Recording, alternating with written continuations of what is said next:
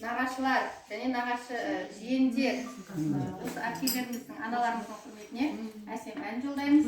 Ол әннің аты Дүния деп аталады. Білетіндеріңіз қосылып отырыңыздар.